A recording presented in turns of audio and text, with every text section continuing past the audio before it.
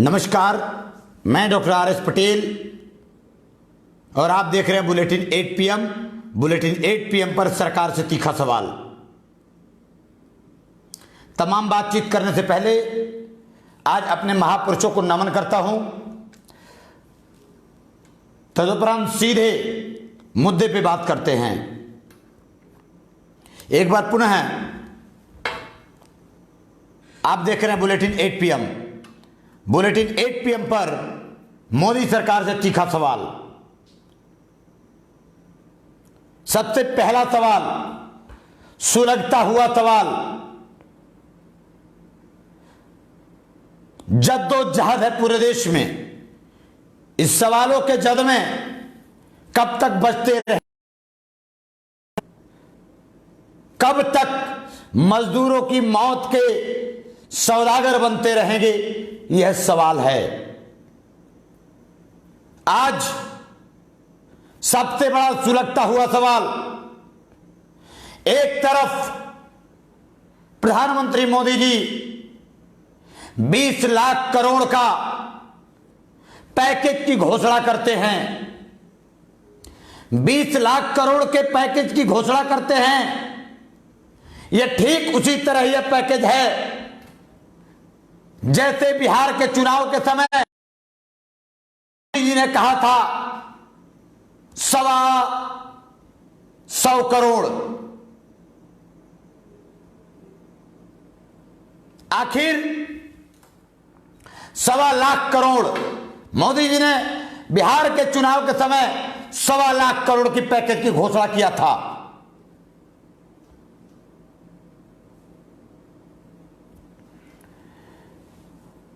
आखिर इस बात का तो सवाल है, एक तरफ आप पैकेज की घोषणा करते हो लेकिन देश में उस पैकेज का फायदा सिर्फ अमीरों को होता है। जितने भी पैकेज में आपने घोषणा किया है उसमें ज्यादातर 90% से ज्यादा इस देश के अमीरों के पक्षधर हो आप, और आपने अमीरों के लिए काम किया है। सीधे सवाल है मोदी जी, आखिर देश के कोने कोने में, देश के कोने कोने से आने वाले मजदूरों की मौत हो रही है, उन मजदूरों को आपने क्या किया, यह सवाल है।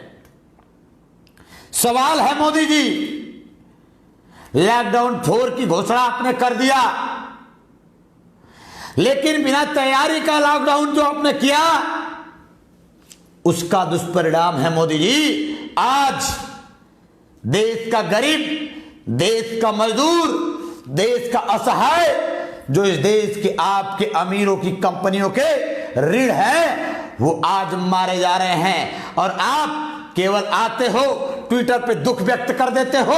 आप असल में इस देश के मजदूरों के हत्यारे हो। जिम्मेदारी तो लेना पड़ेगा। असल में सवाल है कि मजदूरों के मौत का हत्यारा कौन। सवाल है देश में गरीबों के मौत का हत्यारा कौन, यह सवाल है। आप विश्व विजयी बनने की सपना देखते हो मोदी जी, सपना देखना कोई बुरा नहीं। आप देश के सामने हर क्षण बनियागिरी करते हो। आप देश के सबसे धोखेबाज बनिया हो, आप देश के सबसे धूर्त बनिया हो, आप देश के दुश्मन बनिया हो। आप चाय नहीं, आप मौत बेचते हो मोदी जी, मौत के सौदागर हो। आप संघ के इशारे पर डमरू बजाने वाले हो। आप इस देश के दुश्मन हो। यह सवाल है। आए दिन रोज रोज मौत मजदूरों के सर पे नाच रही है। यही मजदूर कभी रेलवे से कट के मर जाते हैं, कभी रोडवेज से चप के मर जाते हैं, कभी सड़क पर चलते चलते मर जाते हैं। मोदी जी, शर्म नहीं आती आपको?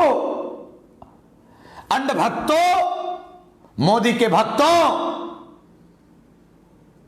देश के जाहिलों, शर्म नहीं आती अंधभक्तों तुमको?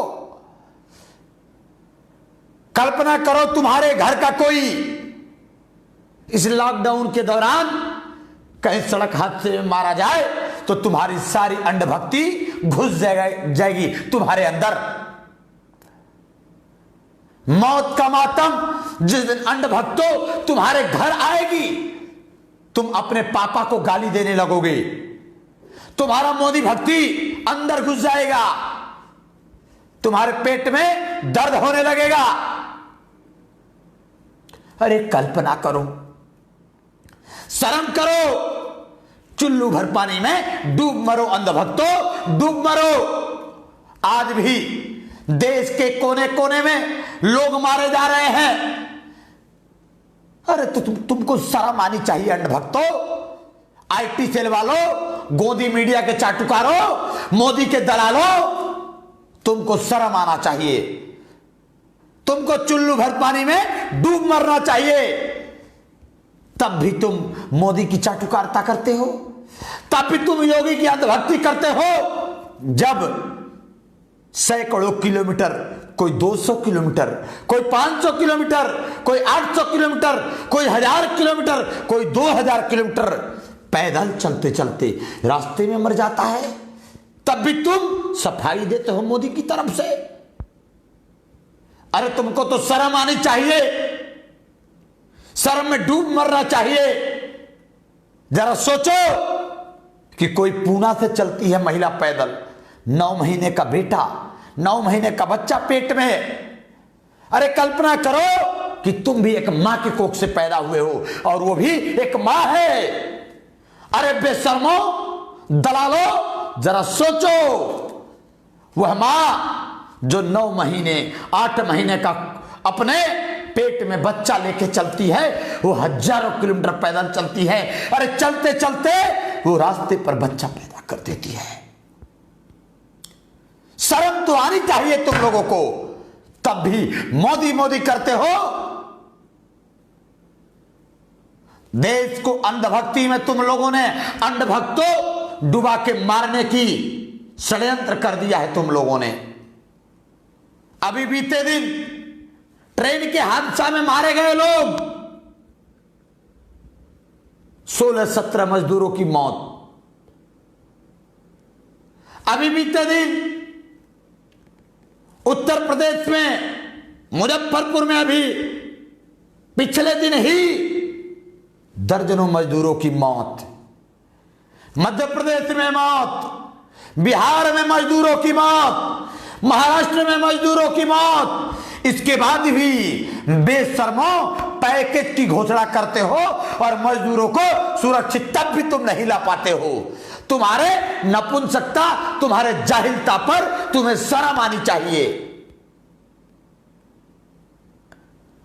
छाती फट रहा है, देश की आत्मा रो रही है।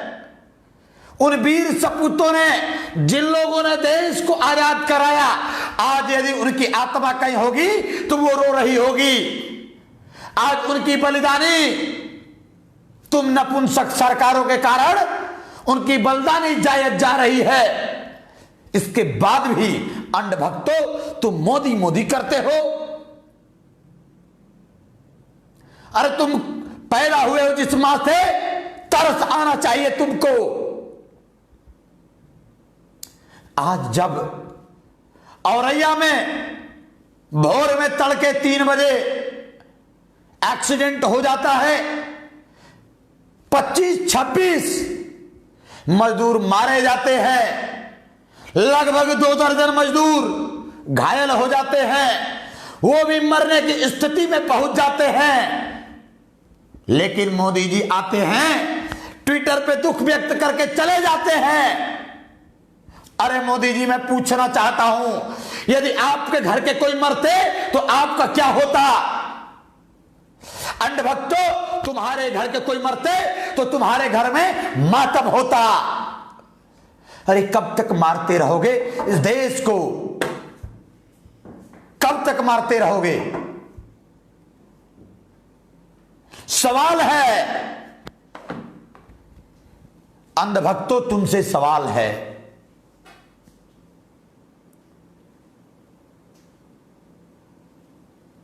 सवाल है और सवाल का जवाब तुम्हें देना पड़ेगा। जब तुमको इस देश के लिए व्यवस्था करनी थी तब तुम लोग हिंदू मुसलमान करवाते थे। जब इस देश में मजदूरों को लाने की बात करनी थी तब तुम लोग कोरोना में केवल जमातियों का दोष दे रहे थे। अरे बेशर्म जाहिल सरकारों, क्या अब भी इस देश में मौतों का जिम्मेदार जमाती है? यह सवाल है तुमसे, सवाल है बेशर्मो, सवाल है, जवाब दो। आखिर देश में मौतों का तांडव चल रहा है। एक तरफ कोरोना है, कोरोना मार रहा है, दूसरे तरफ तुम्हारी व्यवस्था के कारण देश का दलित पिछड़ा मजदूर मारा जा रहा है। इसके बाद भी बेशर्मो तुम लोग मोदी मोदी करते हो। उस मोदी की बात करते हो जो जुमलों के सहारे देश चलाता है, उस मोदी की बात करते हो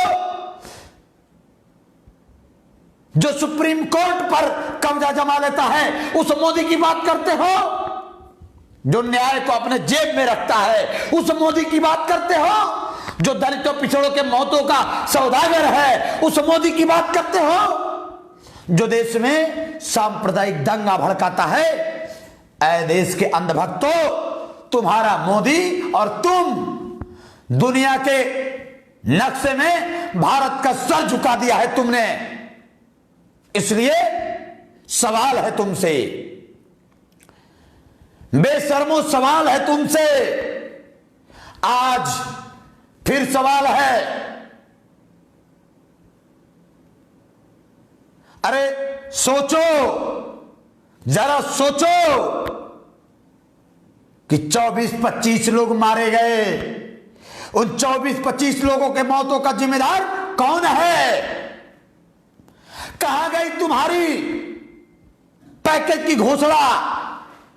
कहां गया तुम्हारा 20 लाख करोड़? अरे मोदी, यह भी आपकी भाजपाइयों की सबसे बड़ा घोटाले का कारण होगा, सबसे बड़ा भ्रष्टाचार का कारण होगा। इसलिए सवाल है, यहां चुभ रहा है, यहां देखिए वीडियो में आप लोगों को दिखाने जा रहा हूं कैसे कितनी दुर्दांत दुर्घटना हुई, कितनी दुर्दांत दुर्घटना हुई। इस खतरनाक दुर्घटना में कैसे दर्दनाक मौत हुई, देखकर सिहर जाएगी आपकी शरीर। देखिए औरैया में कैसे मारे गए लोग, मजदूरों के मौत का जिम्मेदार कौन है? देखिए यह वीडियो मैं आप सबके सामने, यह वीडियो आप सबके सामने शेयर कर रहा हूं। मारे गए लोग,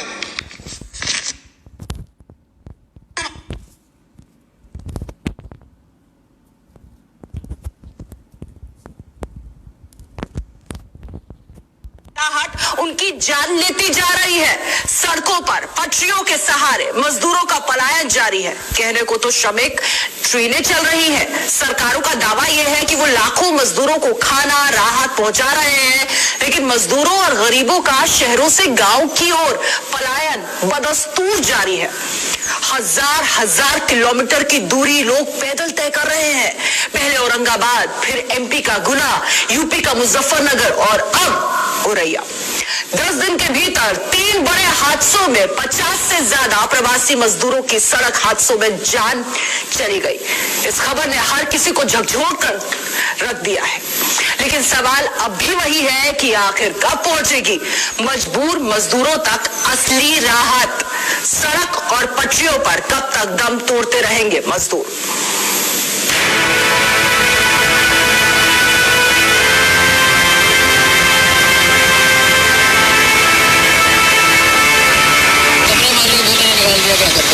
जैसे वहाँ भी मकान मालिक तो रहने नहीं दे रहा, किराया इतने दिन का किराया होगा, ऐसे रहते रहोगे तो और बढ़ेगा। अब क्या करें, सवारी में इंतजार कर रहे, मिल जाएगा तो चले जाएंगे, खाना भी नहीं कमरे में।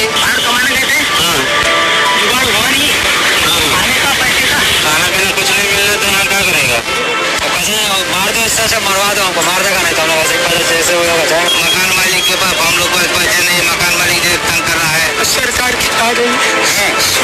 तो जब खाने को मिल रहा है तो खाने का उसमें भी छीना तानी हो जाता था, कभी मिलता कभी नहीं मिलता।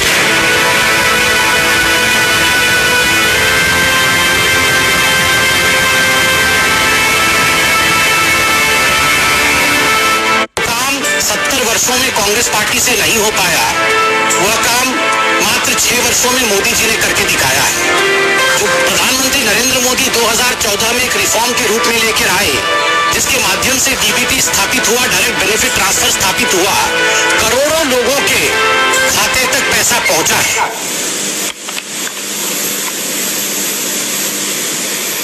ये तस्वीरें ये बताने के लिए काफी है कि किस तरीके से मजबूर मजदूर जो है वो अपनी जान सड़क पर यूं ही गंवा रहा है।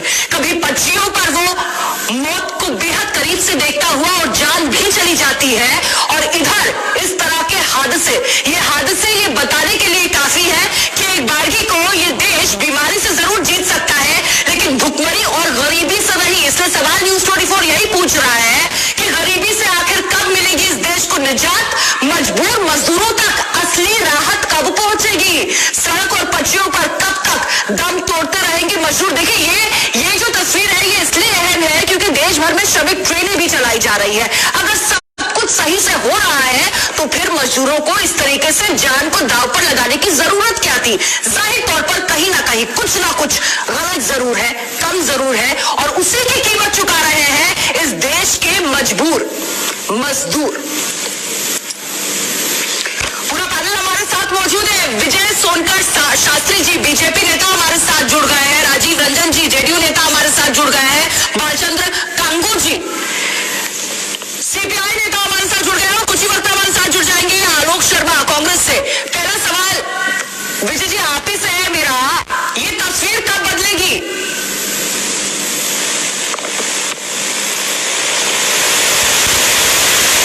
और ये होनी ही नहीं चाहिए थी।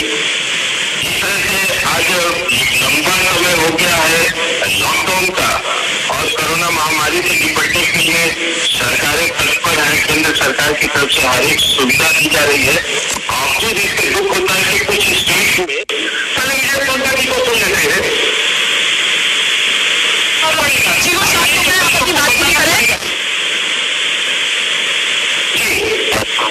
देखिए एक बात बिल्कुल साफ है, मैं मोदी देख नहीं रहा हूँ लेकिन डरावनी राज्य है, और एक बात बिल्कुल साफ है कि केंद्र सरकार ने बिल्कुल प्रधानमंत्री आत्मनिर्भर बनने की बात करते हैं। अगर राज्य भी आत्मनिर्भर हो जाए तो ये तस्वीरें हम क्यों देखेंगे? क्यों लोग घर से बाहर निकलते हैं, सैकड़ों किलोमीटर, हजारों किलोमीटर का फासला तय करते हैं और दूसरे राज्य पहुंच जाते हैं मजदूरी करने के लिए, अपना पेट पालने के लिए, और उसके बाद जब 2 जून की रोटी नहीं मिलती तो देखिए किस तरीके से वापस लौटने की सुविधा भी उनको नहीं मिल रही है। बालचंद्र जी आप बताइए ये तस्वीर कैसे बदल सकती है राजनीति से इतर? क्या कुछ है आपके पास बताने के लिए? देखिए ये तस्वीर जो है वो कोरोना ने तैयार की हुई नहीं है, कोरोना से पहले वहाँ पर उनके लिए व्यवस्था है रहने की, खाने की, तो फिर क्यों कहीं जाएंगे? यही तो व्यवस्था नहीं हो पाई, तभी तो महाराष्ट्र से भी तस्वीरें सामने आई। बांद्रा स्टेशन के बाहर इतनी जबरदस्त भीड़ लग गई, सबको वापस जाना था। आपका प्रश्न का उत्तर देता हूँ, उसका सीधा कारण है अभी 2 लाख 3 लाख करोड़ के पैकेज का जो इवेंट मैनेजमेंट हुआ। यही पूछ रहे हैं कि क्या इन लोगों की जो भूल थी, जो मजबूरी थी, वही इन पर भारी पड़ गई क्योंकि वीआईपी नहीं थे। इसलिए देखिए किस तरीके से कभी पटरियों पर, कभी इस तरह से सड़कों पर दम तोड़ते हुए नजर आ रहे हैं, हजारों किलोमीटर का ये फासला तय कर रहे हैं। क्या इस देश में गरीब की बिसात यही है? प्यारे साथियों, तो देखा है आप सबने आखिर किस कदर इस देश में गरीबों की जान है सस्ती, किस कदर इस देश में गरीबों की जान है सस्ती। और मोदी और योगी राज में गरीबों के लिए कोई नहीं सरकार है। ये बात इस देश के गरीबों और मजदूरों के साथ दुर्व्यवहार है। अगला सवाल है मोदी जी से कि मोदी जी आपकी रेलवे मंत्रालय कहती है आपके मंत्री कहते हैं हम 1800 ट्रेन चला दिए हैं, और गरीब मजदूरों की हालत यह है कि आप शताब्दी ट्रेन चलाते हो, आप राजधानी चलाते हो, आप एसी ट्रेन चलाते हो, और उसका किराया 4-4 हजार 5-5 हजार है, तो गरीब मजदूर कहां से देगा? फिर उसको पैदल चलने पर मजबूर होना क्यों नहीं पड़ेगा?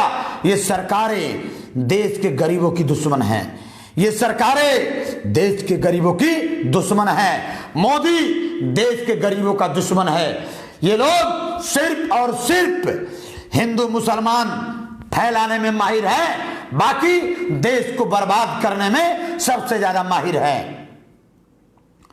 प्यारे साथियों, आप सबसे अनुरोध है, प्यारे मित्रों, आप सबसे अनुरोध है, बुलेटिन 8 PM पर सरकार से तीखा सवाल, बुलेटिन 8 PM पर सरकार से तीखा सवाल कि इस वीडियो को आप शेयर करें, ताकि इतना शेयर करिए कि गोबर भक्तों, अंड भक्तों और इनके पापा तक ये वीडियो पहुंचे, और देश की हकीकत, उनके कथनी और करने का अंतर इस देश को समझ में आए, इस देश को समझ में आए, और इन अंड भक्तों के पापा को भी समझ में आए कि अब उनकी कथनी करनी यह देश जान चुका है।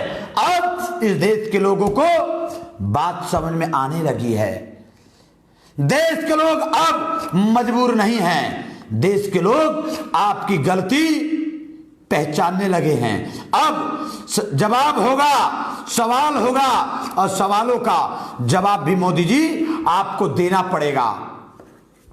अभी दो, कल दो, परसों दो, लेकिन देना तो पड़ेगा। यह सवाल है आपसे। आखिर मोदी जी कब जवाबों का, इन सवालों का जवाब कब दीजिएगा? यह सवाल है आपसे। आखिर कब तक लोग मरते रहेंगे? यह सवाल है आपसे। मोदी जी कब तक, कहां से और कैसे? अगला सवाल है प्यारे साथियों,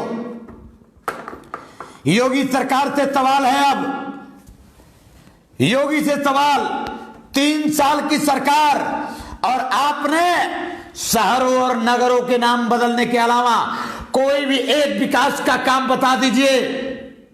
मोदी से सवाल है, योगी से सवाल है। योगी जी 3 साल बीत गए, उत्तर प्रदेश में सरकार चलाते हुए आपने कोई भी एक काम बता देना। विपक्ष के किए हुए कामों का नाम बदल के अपना नाम बताने के अलावा आपने एक काम किया हो तो योगी जी बता देना।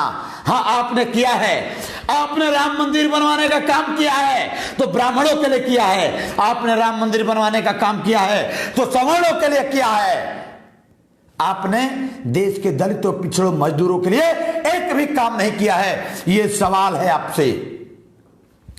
अगला सवाल है प्यारे साथियों, आप सबसे भी सवाल है, और खासकर योगी से सवाल है, खासकर योगी से सवाल है कि आखिर औरैया के हादसे में आपने उत्तर प्रदेश में कितने मेडिकल कॉलेज खोला, आपने कितने हॉस्पिटल खोला, जितने घटना दुर्घटना हो रही हैं, जिसको गाली दे दे करके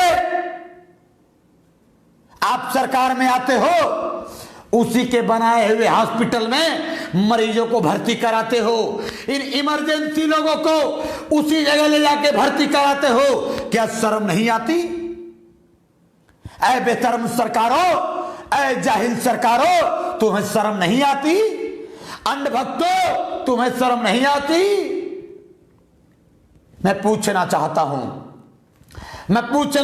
हूं, जवाब चाहता हूं इन अंधभक्तों की सरकारों से, जवाब चाहता हूं योगी से कि इन 3.5 सालों में 3 सालों में कितने हॉस्पिटल बनाया आपने, कितना आत्मनिर्भर किया यूपी को आपने, कितना कल कारखाने खोला यूपी में आपने, यूपी के मजदूरों को बाहर क्यों जाना पड़ता है? यह सवाल है, सवाल है योगी जी। आप सैफई के हॉस्पिटल में, सफाई के मेडिकल कॉलेज में ले जाके भर्ती करवाते हो इन मरीजों को। क्या आपने बनाया है या भाजपा के बाप ने बनाया है? यह सवाल है। जवाब तो देना पड़ेगा और अंध भक्तों को पेचिश हो जाएगी, अंध भक्तों का अंडरवियर ढीला हो जाएगा। अंध भक्तों, तुम्हारे पेट में दर्द होने लगेगा, तुम्हारे बाप ने नहीं किया है इसलिए तुम जवाब नहीं दे पाओगे। केवल और केवल गाली के अलावा और बवाली के अलावा तुम्हारे पास अंधभक्तों कुछ नहीं है, इसलिए इससे ज्यादा तुम कुछ कर भी नहीं सकते। सवाल है योगी जी, मठ मठाधीश के अलावा, मंदिर और आश्रम के अलावा 3 सालों में आपने क्या किया है? जवाब मांगता है भारत आपसे, जवाब मांगता हूं। बुलेटिन 8 PM पर यह देश जवाब मांगता है आपसे। आपने शहरों का नाम बदल दिया, आपने नगरों का नाम बदल दिया, लेकिन आपने नहीं बदला तो अपनी नियत, नहीं बदला तो अपनी नियत। मोदी जी, सवाल है आपसे, जो उत्तर प्रदेश में एम्बुलेंस है, क्या एक भी एम्बुलेंस योगी ने चलवाया है? क्या एक भी मेडिकल कॉलेज, मेडिकल हॉस्पिटल आपने दिया है? क्या नहीं दिया। क्या आपने एक भी कल कारखाने उत्तर प्रदेश में खोला? क्या नहीं खोला, बल्कि तमाम मेडिकल कॉलेज, तमाम पॉलिटेक्निक कॉलेज, तमाम सरकारी संस्थानों को बेचने के अलावा आपने कुछ नहीं किया। सवाल है आपसे, शायद योगी जी अभी सीख जाओ। उत्तर प्रदेश के लोग भारत में सबसे ज्यादा मजदूरी करने निकले हैं, उत्तर प्रदेश में सबसे ज्यादा दुर्घटना हो रही है, उत्तर प्रदेश के लोग सबसे ज्यादा मारे जाते हैं, लेकिन अब भी आपको यदि शर्म आ जाए योगी जी, अब भी यदि आपको तरीक समझ आ जाए तो अब भी बुद्धि खोल लेना। अब भी बाबागिरी छोड़ के, अब भी आश्रमगिरी छोड़ करके प्रदेश को चलाने के लिए, लोगों को कल कारखाने देने के लिए, लोगों को रोजगार देने के लिए काम कर लेते तो भी आप को कम से कम कुछ मुक्ति पा जाते। बुलेटिन 8 PM पर योगी से तीखा सवाल कि योगी जी, जिस सैफई को गाली देके आए, जिस इटावा को गाली देके आए, जिस अखिलेश यादव को गाली देके आए, जिस कांग्रेस को गाली देके आए, मैं पूछता हूं उनसे हटके आपने क्या किया? नहीं किया तो क्यों नहीं किया? यह जवाब पूछता है बुलेटिन 8 PM पर उत्तर प्रदेश आपसे, यह जवाब पूछता है भारत आपसे। अरे मंदिर बनवा लोगे,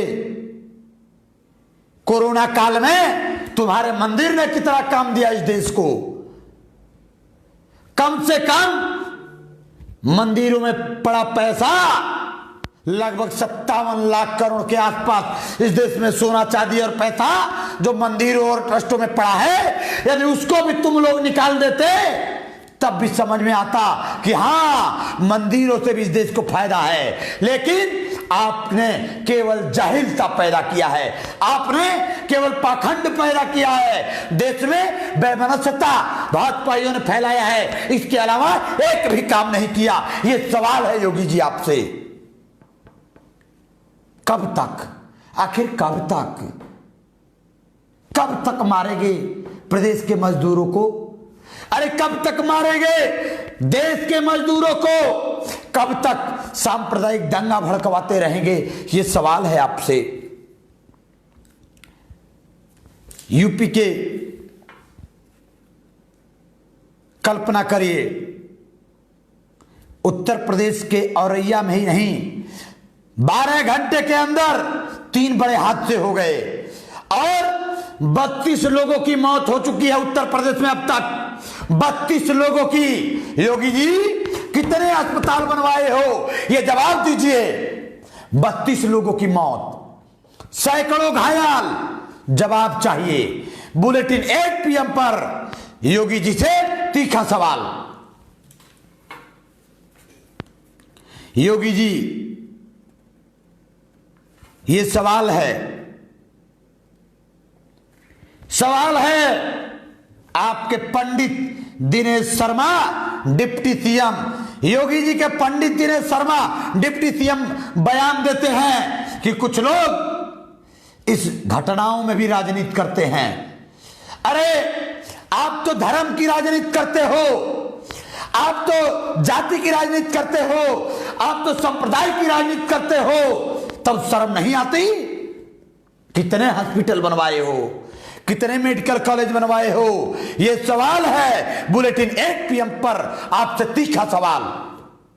जवाब चाहिए योगी जी, जवाब चाहिए, जवाब देना पड़ेगा।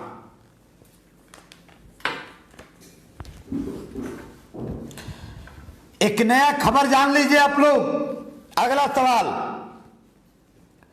क्या सरकार काम भी करेगी कि क्या बयानबाजी ही करेगी?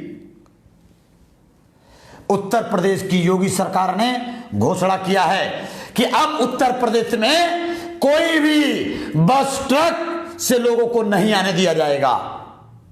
योगी जी, अरे कुछ तो सोचते, भाजपाइयों कुछ तो सोचते। लोग पैदल नहीं आएंगे उत्तर प्रदेश, लोग बस से नहीं आएंगे उत्तर प्रदेश, लोग चार पहिया से नहीं आएंगे उत्तर प्रदेश, लोग ट्रक से नहीं आएंगे उत्तर प्रदेश। तो क्या उनके लिए प्लेन की व्यवस्था किए हो क्या? अब उत्तर प्रदेश के लोगों को बाहर मरने के लिए योगी जी छोड़ने वाले हैं। अरे उत्तर प्रदेश के लोगों, ध्यान देना, ये वही योगी है, ये वही भारतीय जनता पार्टी है, ये वही लोग हैं जिन लोगों को आपने चुन के उत्तर प्रदेश में सरकार बनाया है। और अब इनका बयान है कि उत्तर प्रदेश के सारे बॉर्डर सील कर दिए जाएंगे। अब किसी भी राज्य से लोगों को उत्तर प्रदेश में नहीं लाया जाएगा। दिखाता हूं आपको, यह उत्तर प्रदेश में नहीं लाया जाएगा। यह आप देखिए, योगी जी का यह बयान देखिए। एबीपी में योगी जी ने बोला है, योगी जी ने बोला है एबीपी में कि अब देखिए योगी जी का यह बयान।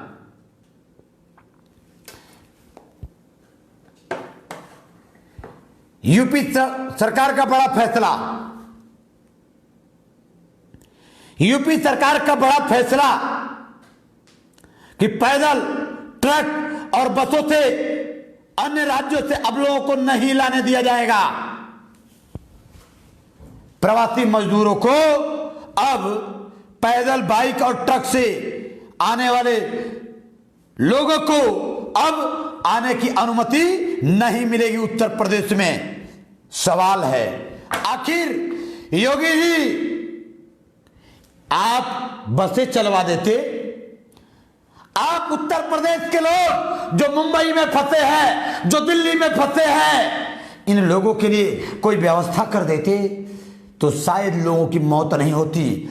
मौतों के असली जिम्मेदार योगी जी आप हो, मौतों के असली जिम्मेदार मोदी जी आप हो, मौतों के असली जिम्मेदार भारतीय जनता पार्टी के लोग आप हो, मौतों के असली जिम्मेदार अंधभक्तों तुम हो। कब तक प्रदेश के लोगों को मारते रहोगे? अरे अब तो जमातियों से फुर्सत मिल गई है, अब तो कम से कम हिंदू मुसलमान से फुर्सत मिल गई है आपको। अब तो सोच लेते, आखिर कब तक मारोगे मजदूरों को? आखिर कब तक बर्बाद करोगे भारत को? कब तक बर्बाद करेंगे उत्तर प्रदेश को? कब तक योगी जी, कब तक? अंधभक्तों, तुम्हारे अंदर तनिक भी इंसानियत है और असल एक बाप के बच्चे हो, एक बाप के पैदाइश हो तो निश्चित रूप से संवेदनशीलता रखोगे, असंवेदनशील नहीं बन जाओगे। अंधभक्तों, असल में तुम एक बाप के पैदाइश हो, तो निश्चित रूप से कम मजदूरों के मुद्दे पर तुम राजनीति नहीं करोगे। मजदूरों के मुद्दे पर अपनी सरकार से सवाल पूछोगे। यह बुलेटिन 8 PM पर सरकार से तीखा सवाल है। बुलेटिन 8 PM पर सरकार से तीखा सवाल।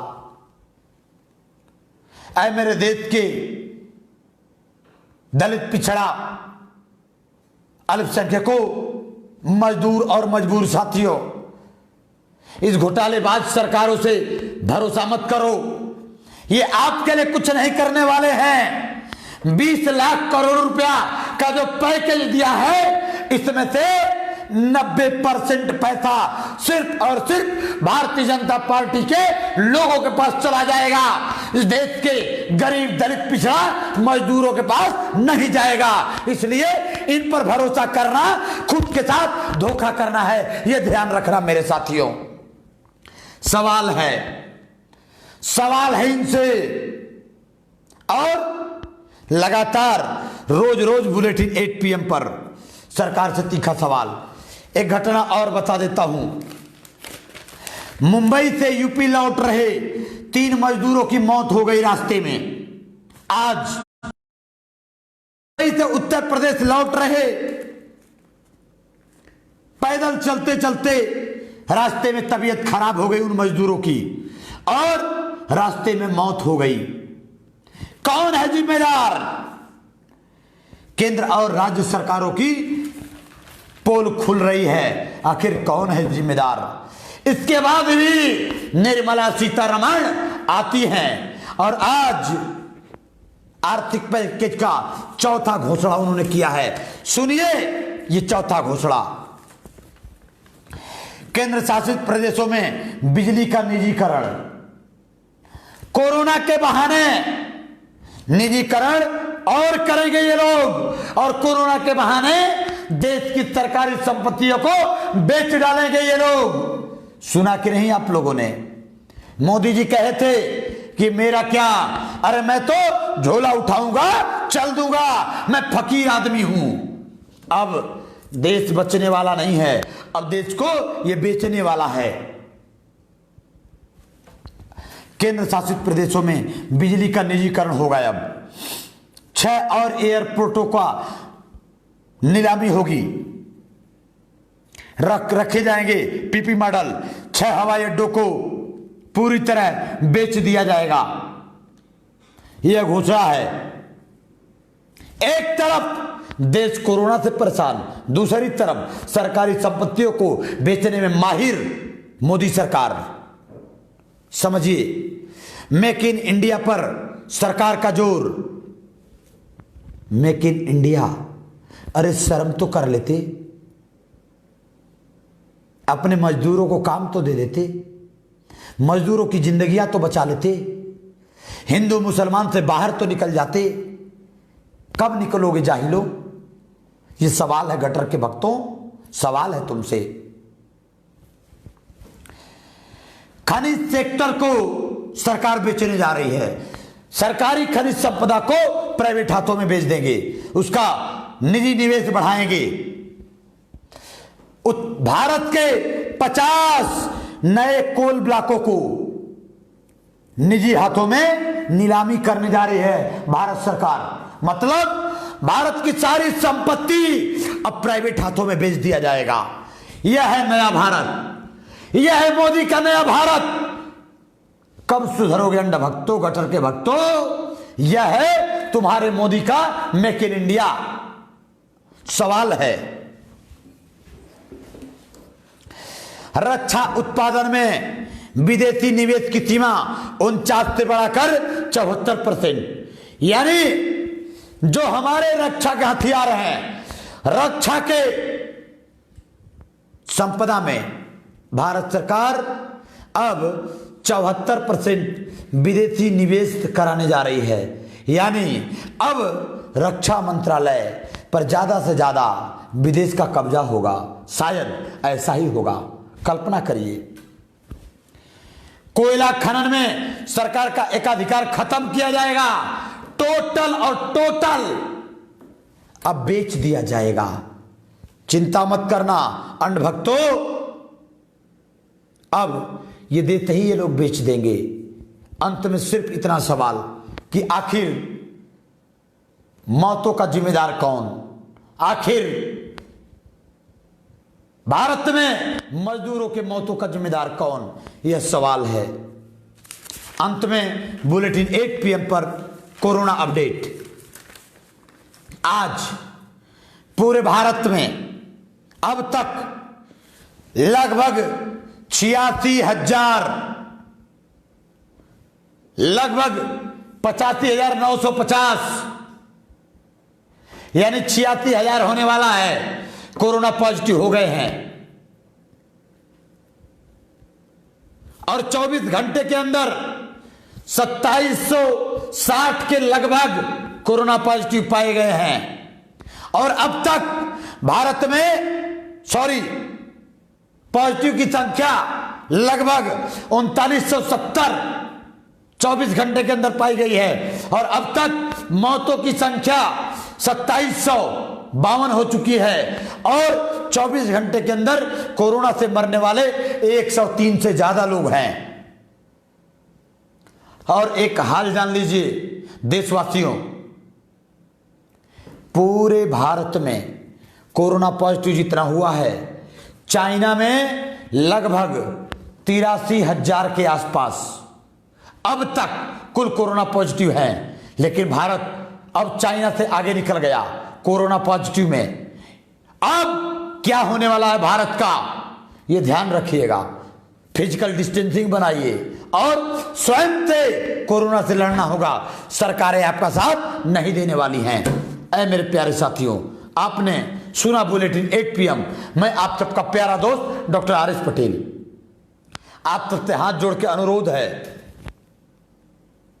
बुलेटिन 8 PM का पेज DRRS पटेल हमारा फेसबुक पेज लाइक करिए, फॉलो करिए और शेयर करिए, ताकि वंचितों और मजदूरों की आवाज और बुलंद हो, ताकि देश के दलितों, पिछड़ों और अल्पसंख्यकों की आवाज और बुलंद हो। इस पेज को लाइक करिए, इस पेज को शेयर करिए, फॉलो करिए। और हमारा YouTube चैनल है वंचित विजन, VANCHIT वंचित VISION vision YouTube channel. Hindi में भी लिख सकते हैं वंचित विजन।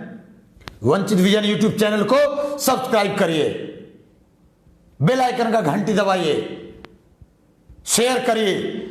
वो वंचित विजन यूट्यूब चैनल बनेगी आपकी आवाज। वंचित विजन यूट्यूब चैनल बनेगी देश के दलितों, पिछड़ों और मजदूरों की आवाज, मुसलमानों की आवाज। आप सबने हमें चुना, हम आपके आभारी हैं। धन्यवाद। जय सरदार, जय संविधान, जय भीम। देखते रहिए बुलेटिन 8 PM। फिर कल मुलाकात होगी रात 8 बजे। धन्यवाद, नमस्कार।